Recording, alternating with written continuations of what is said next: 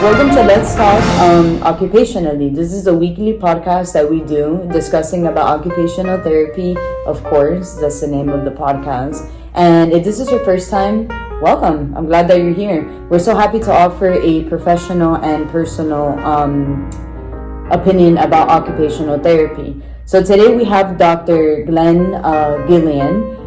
He has a Slagle award. He's also a FODA. And he's a practicing OT he's an OT that he's been practicing for about 25 years now. He graduated from the New York University with his bachelor's, and he continued to pursue his occupational therapy journey.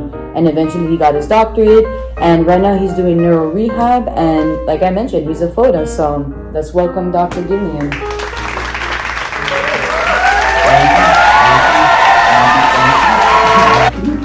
So how are you doing today? I'm pretty good. How about yourself? Good. I'm so excited that you're here. We're here talking about your article that you wrote that had you win the Slagle Award, and now you're a FODA, so congratulations for that. Yes, I am here. Awesome. I know that you came a long way. So today we're going to be talking about the most famous Slagle Award of work on the road and occupational hazard. So, are you ready to discuss? Yes, so what pinched me to write about this article was, the young profession that occupational therapists had in the past. And what I meant when I titled my article, A Fork in the Road, is, each way you go, each decision you make has an outcome, just like in traffic. There's a fork. If you go right, there might be a 10-minute delay. If you go left, you might make it home faster. So that was like the same perspective as back in the 1900s with the occupational therapist, as it was a young profession. Okay, that's great, yeah. And so essentially that's just what the article represents, right? Yes, ma'am. Excellent. So you already spoke about the message, and what particular audience, or like who are you trying to send this message out? Well, I'm trying to send this message out to current or upcoming young occupational therapists, because they need to understand what occupational therapists, how they developed, how their upcame from the past. And I think that it would benefit them if they read my article and go back to the bones. Okay, that's great. Yeah, it's always good, and that's so insightful. It's always insightful to be able to advise other young professionals, as well as professionals that have been practicing for years, and maybe they're stuck, in a fork in the road, which I love the name of the article. And so tell me, I was just reading your article, and it gave us an example of the Alice in Wonderland and the whole Wizard of Oz aspect. How does this relate to your thesis? Well, as you can see, if you have read my article, I use the voyage and return and how OT relates to the stories of Alice in Wonderland and the Wizard of Oz. Because back then, occupational therapy, it wasn't really how do I say this? It was not really a occupation or a discipline per se. We were still finding out. Yeah, when it was starting, right?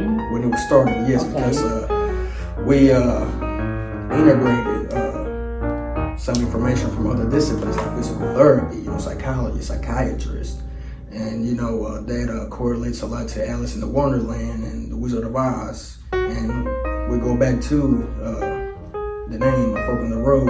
Every choice has a consequence.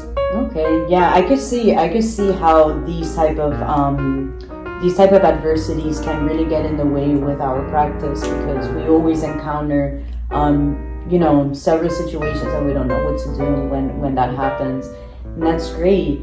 So I just love the analogy of the voyage and return, and I just wanted to say that it reflects a lot on how OTs just essentially go through their obstacles and such. I also saw about the case about Evelyn Lawrence Collins back in 1922. You want to elaborate on that historical event and how it impacted occupational therapy?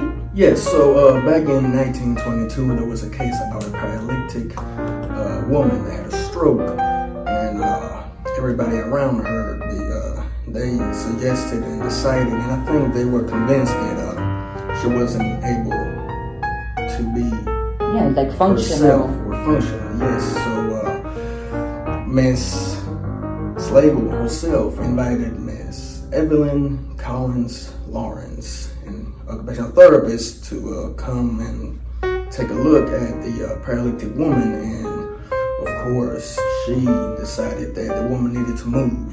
And back then, occupational therapy was focused more on pre-functional activities. It wasn't, like a full process.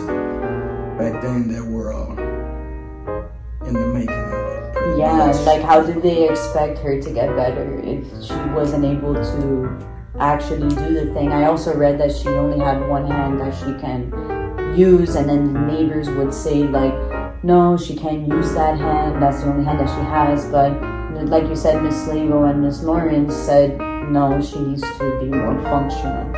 That's excellent. And so another question that I have, it's truly incredible about how the profession makes so many different turns throughout the years, right? Like since the 1960s, right? I also read that on your article. That's crazy. It must be so frustrating that the language of OT just sweeps you off for your feet, and it could be confusing, especially when the language is constantly changing. Now that you mention this, what truly impacted you to write this article? So what truly impacted me to write this article was the confusion back in the 1900s when Wheeler and Specman came out with the third and fourth editions of the book. They were only, how can I say this, young in the profession, pretty much, and I was confused by it because in 1991, the AOTA, they included the cognition assessment, which at the beginning, it wasn't a big part of OT. But Wheeler and Specman, they pointed out that cognition assessments were very, very important.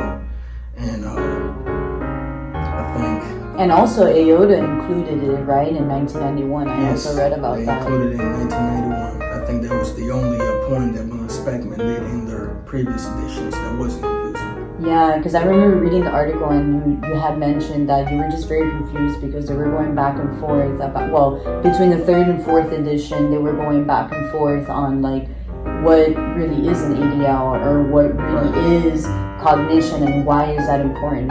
Another thing that I saw was that that physical therapists, you had mentioned that there were documents stating that 20% of their interventions include classified as PTs, and essentially they took credit from OTs, right?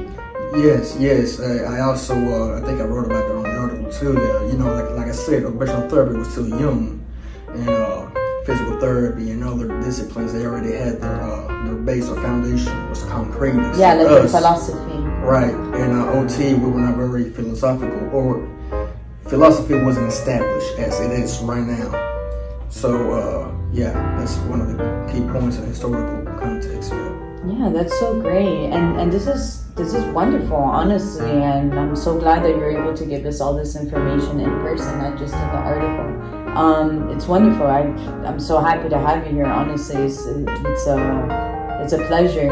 Now, I have one more follow-up question regarding the impact of the lecture and OT. Like, what do you hope to send out? Like, what is the message that you hope to send out with this? Like, not just that OT can be a fork in the road, but like how can other professionals integrate the new ideas to the older ideas back in 1920s? So I think young professionals, they must go back in the past and learn from our mistakes that in our profession that OT makes, because that will be the only way to move forward, to practice in every aspect, to also be aware of performance patterns, client sentiments, which wasn't as common in the 1900s when our profession first started. Yeah, because back in the day, they would just focus more on the diagnosis. They would focus more on the diagnosis and the defects that the patient has, versus now that we focus more on client factors and we we try to look within the patient. Right. So, and back then, there was almost no little innovation. The process of treatment, it was pretty much like surface amateur. level. Yeah. And surface amateur. level. It was very superficial. Yes. Well, thank you so much for this interview. I'm so happy that you came here to San Diego. And everyone, this is Dr. Gillian. This is Dr. Gillian. And yeah, I hope everyone had a good time just listening to this. I hope I get to have you here on the show again. And yeah. Alrighty.